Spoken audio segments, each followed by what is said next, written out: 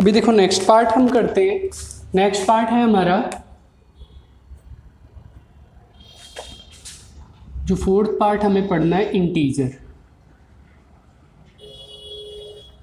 Integers, ठीक है, यानी जिसे बोलते हैं पूर्णांक। नाम से ही पता चल रहा है पूरा अंक, ठीक है ना।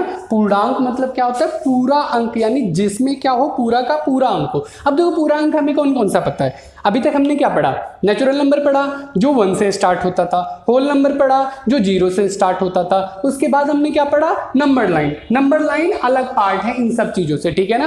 तो आप समझते हैं कि इंटीजर या पूर्णांक होता क्या है। ये देखो आगे एक चैप्टर बन के आएगा आपके पास, 8th में भी आप पढ़ोगे, 9th में भी पढ़ोगे, 10th में भी पढ़ोगे, ये एक अलग चैप्टर कंटेन करके आता है पूर्णांक, इंटीजर, ठीक है। तो समझते हैं क्या होता है, तो है करे दैट, या आप डायरेक्ट लिखो collection of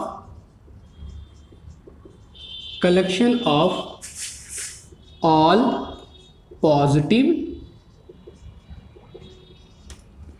collection of all positive and negative numbers, collection of, collection या ग्रुप भी लिख सकते हो, group of all positive and negative numbers called integer, integers, ठीक है। यानी पूर्णांक किसे कहते हैं कि सभी धनात्मक तथा ऋणात्मक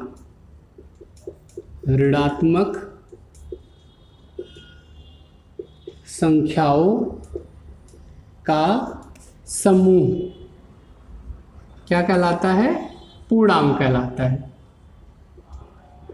पूर्णांक कहलाता है।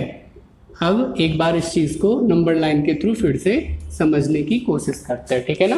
अब नंबर लाइन हमारा क्या था, ऐसे बना हुआ था, ध्यान से इसे समझना आप सब। ये हमारा 0 पोर्शन हुआ करता था, ये 1 2 3 4 5 6 7 8 9 10 11, ये -1 -2 -3 -4 -5 -6 -7 -8 -9 -10 -11, -2 -3 -4 5 6 7 8 9 10, दैट्स 11।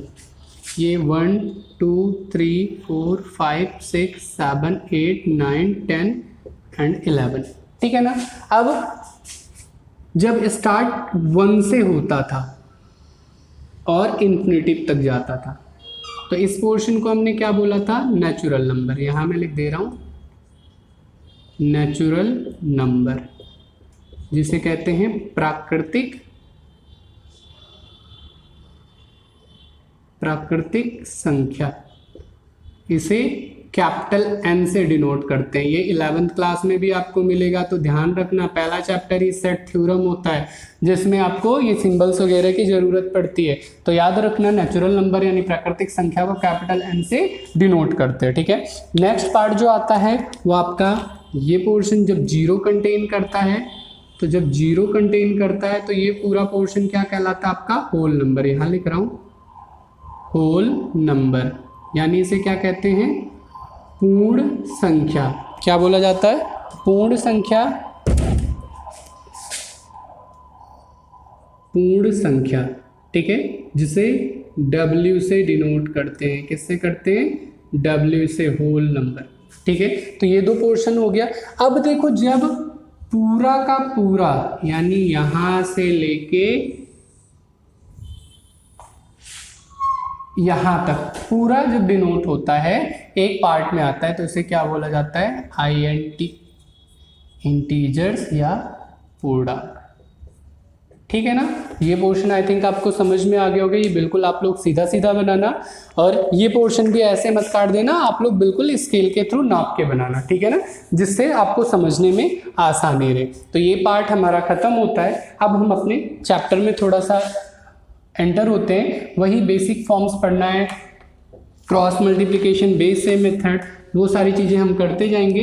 लेकिन सबसे पहले हम चैप्टर से ये स्टार्ट करते, ठीक है ना। तो देखो चैप्टर फर्स्ट हमारा है इंट्रोडक्शन। आप लोग बुक्स में अपने देखो इंट्रोडक्शन दिया गया है, जहाँ पे नेचुरल नंबर था, होल नंबर था, इंटीजर्स था, जो हमने कंप्लीट कर दिया, ठीक है ना।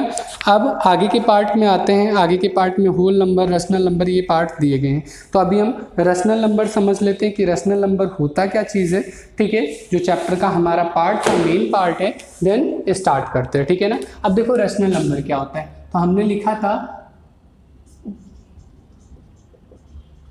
रैशनल नंबर, NUMBER, नंबर यानी परिमेय संख्या। तो ऐसा नंबर करे that type of number which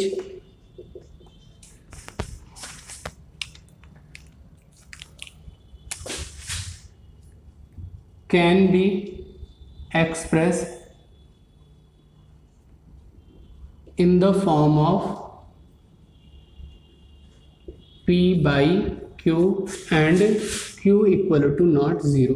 अब समझ लेते हैं कि ऐसी संख्या जो P by Q के फॉर्म में लिखा जा सके and Q equal to not 0, जैसे कि 5/10 है, 7/3 है, 4/12 है, 5/6 है। ऐसे नंबर्स क्या कहलाते हैं, आपके रैशनल नंबर्स कहलाते हैं।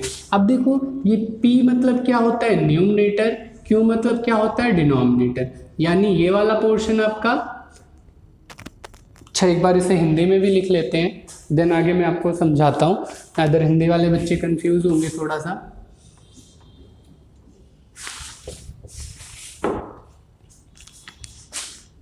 In the form of P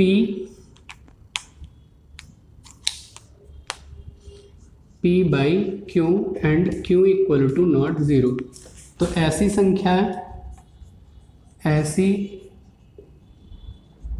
संख्याएं जिसे P by Q के रूप में निरूपित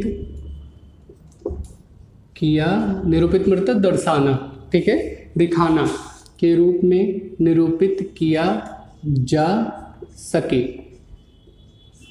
ठीक है ना, तथा Q इक्वल टू नॉट 0 ये कंडीशन है। तो देखो यहाँ पे P और Q जो है ना बेटा जी, ये आप ABC में से कुछ भी ले सकते हो, यानी जितने अल्फ़ाबेट से A to Z में से कोई भी ले सकते हो। पर जब स्टार्ट किया इसे एक्सप्लेन करना तो P by Q लिया गया, तो इसलिए हमें हर जगह पे P by Q ही मिलता है। अब देखो ये P है क्या, P हमने पढ़ा था, इसे हिंदी में बोलते हैं अंश और इसे बोलते हैं हर, इंग्लिश में इसे न्यूमरेटर और इसे डिनोमिनेटर, यही सारी चीज़ें हमने पढ़ी है। तो कह रहा है कोई भी नंबर हो P by Q के फॉर्म में होना चाहिए, यानी अंश और हर के फॉर्म में होना चाहिए, लेकिन जो नीचे का पोर्शन यानी Q इक्वल टू नॉट 0 यानी नीचे कभी भी 0 ना हो, वो संख्याएं क्या कहलाएंगी, परिमेय संख्या या रैशनल नंबर कहलाएंगे, नाइदर वो नंबर रैशनल नंबर नहीं कहलाएगा। तो जैसे कि कौन से नंबर्स हो गए, फॉर एग्जाम्पल के लिए जैसे 5/3 हमने रखा, 2/10 कर दिया, 6/3 कर दिया, ये नंबर्स क्या है, P और Q के फॉर्म में है और Q इक्वल टू नॉट 0 है। अब एक बच्चा पूछता है कि सर अच्छा ठीक है, कंडीशन में हमें दिया है कि नीचे 0 नहीं होना चाहिए, लेकिन अगर मैं 0/10 कर दूं तो क्या ये नंबर रैशनल नंबर कहलाएगा?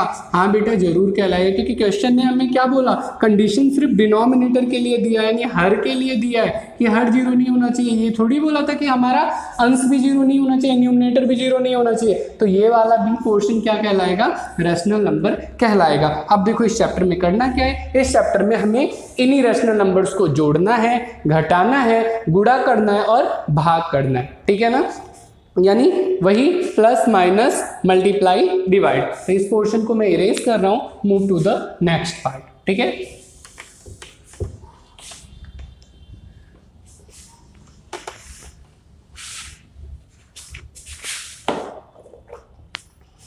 अब देखो बुक से स्टार्ट करते हैं। रैशनल नंबर के पार्ट्स आ गए हमारा, होल नंबर हो गया, अब एडिशंस दिया गया है, सब्ट्रैक्शन दिया गया है। अब एक बार हम फिर से अपने पुराने पार्ट्स को डिस्कस करते हैं, ठीक है।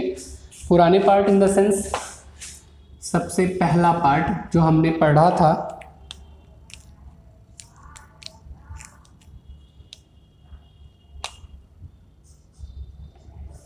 ऐड करना, ठीक है, add and subtract, add and subtract यानी एडिंग एंड सब्ट्रैक्शन, ठीक है, यानी जोड़ करना और घटा करना, ठीक है।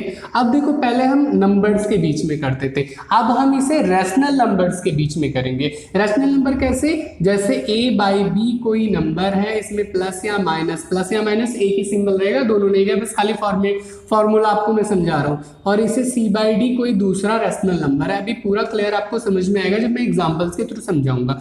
तो ये पहला मेथड जिसे बोला जाता है क्रॉस मल्टीप्लिकेशन मेथड, जिसे हिंदी में क्या बोला जाता है, वज्र गुणन खंड विधि, ठीक है, वज्र गुणनखंड विधि। तो ये कहता क्या है बेटा कि आपको नीचे वाले को एक बार इससे मल्टीप्लाई करना है, देन इस पार्ट को एक बार इन दोनों से मल्टीप्लाई करना है, देन इस पार्ट को एक दूसरे से मल्टीप्लाई करना है, ठीक है ना। तो करते कैसे, a मल्टीप्लाई डी प्लस या माइनस जो भी सिंबल है, c मल्टीप्लाई b, बाई में b मल्टीप्लाई d, ये फॉर्मेट हो जाता है, ठीक है ना। अब इसके थ्रू करते हैं कि आगे क्या होगा, ये AD हो जाएगा, प्लस या माइनस जो भी रहेगा ये CD हो जाएगा, और यहाँ पे क्या हो जाएगा BD। अब इसे एक क्वेश्चन के थ्रू समझते हैं। देखो जैसे कोई नंबर था 5 बाई में 2 नंबर हो गया हमारे पास, अभी प्लस करना ही सीखते हैं। देखो जब भी आप प्लस या माइनस करोगे तभी ये मेथड अप्लाई होगा, कभी आप गलती से इसे मल्टीप्लाई डिवाइड में मत अप्लाई कर देना। ये सिर्फ और सिर्फ जोड़ने और घटाने का ही मेथड है, मल्टीप्लाई और डिवाइड का जैसे पहले हम लोगों ने मेथड अलग पढ़ा है, ऐसे रैशनल नंबर में भी अलग ही मेथड होता है। सपोज दैट हम प्लस करते हैं 5 बाई में 2, 6 बाई में 3। अब इसी क्या कहता है क्रॉस मल्टीप्लिकेशन, पहले नीचे वाले को ऊपर से मल्टीप्लाई करो और इस साइड वाले को भी ऊपर मल्टीप्लाई करो, बीच में जो सिंबल है उसे वैसे रहने दो। यही हमने यहाँ पे किया था। तो करते हैं 5 मल्टीप्लाई 3, बीच में प्लस की मार्किंग है, प्लस लगा दिया, 2 मल्टीप्लाई 6, बाई में 2 मल्टीप्लाई 3, ये पोर्शन हो गया, ठीक है। अब 5 3 जा कितना होता है, 15 होता है, वेरी गुड। 6 2 जा 12 हो गया, बाई में 3 2 जा 6 हो गया। अब 15 और 12 को जोड़ देते तो ये 7 हो गया और ये 27 हो गया, बटे में 6। That's our answer. अब इसे आप और सिंप्लीफाई भी कर सकते हो, कैसे, 3 से कट रहा है, ठीक है ना, 9 हो जाएगा, क्योंकि 9 3 जा 27 और यहाँ पे 3 2 जा 6 हो जाएगा, ठीक है ना। तो 9/2 ये हमारा आंसर आ गया। आप यहाँ पे भी छोड़ सकते थे, यहाँ पे भी सॉल्व कर सकते थे। एक दो क्वेश्चन और करते हैं जिससे ये पोर्शन हमारा क्लियर हो जाए। एक क्वेश्चन और करते हैं, जैसे कि 7 बाई में 9 है, माइनस करते हैं इसे 6 बाई में 2 है, ठीक है। अब इसे सॉल्व करते हैं। आप इसे यहीं पे सिंप्लीफाई मत करने लग जाना, नॉर्मल अभी वैसे कर सकते हो, पर यहाँ पे अभी हमें सॉल्व करना है। क्रॉस और बेस तो हम ध्यान देते हैं, बेस से मेथड इसके बाद डिस्कस करेंगे। तो देखो इसको हम इससे मल्टीप्लाई करेंगे, 7 मल्टीप्लाई 2, पहले आप लिख के दिखा दो, बीच में मार्किंग क्या है, माइनस की। देन इसको इससे करना है 9 मल्टीप्लाई 6, बाई में 9 को 2 से मल्टीप्लाई करना है, 9 मल्टीप्लाई 2, ठीक है। 7 2 से कितना होता है, 7 दूनी 14 हो जाता है, बीच में माइनस से माइनस लगाएंगे, 9 6 जा 9 छक 54, बाई में 9 2 जा 18, ठीक है। अब लेस कर देते हैं, देखो 54 है। अब एक चीज आपको ध्यान देना है, जो आपको प्रीवियस क्लास में बताया गया था कि जो नंबर सबसे ज्यादा बड़ा होता है मार्किंग उसकी आती है। और बड़ा नंबर कैसे हम देखते हैं, बड़ा नंबर हमेशा हम आगे की मार्किंग को ना देख के पीछे सिर्फ और सिर्फ नंबर को कंपेयर करते हैं। जैसे 14 हो गया और 54 हो गया, तो 14 और 54 में कौन सा बड़ा है, 54 बड़ा है। 54 के आगे की मार्किंग क्या है, माइनस की है। 14 के आगे की मार्किंग क्या है, प्लस की। अगर कुछ नहीं होता तो प्लस होता है, ठीक है ना। तो 54 के आगे की मार्किंग माइनस की है, तो यहाँ पे माइनस लगाना पड़ेगा। फिलहाल अभी लेस करके देख लेते हैं, ठीक है ना। तो आपको पता है 54 है,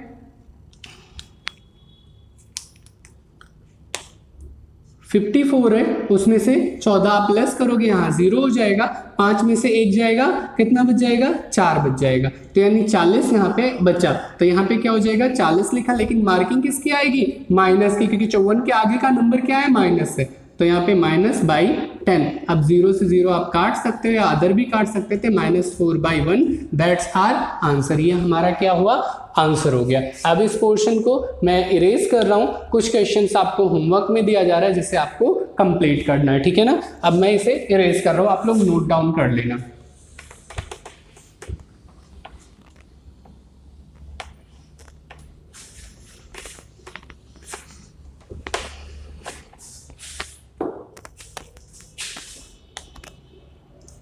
फर्स्ट 9/3 प्लस में 7/11, सेकेंड क्वेश्चन 6/8 माइनस में 6/11, थर्ड पार्ट 9/8 प्लस में 7/7, फोर्थ पार्ट 8/3 माइनस में 12/10, फिफ्थ पार्ट 7/9 प्लस में 6/9, सिक्स क्वेश्चन 7/12 माइनस में 6/13। ये क्वेश्चन आपको ट्राई करना है, ठीक है। बाकी इस पार्ट को आप लोग क्वेश्चन पहले नोट कर लेना, then move to the next part.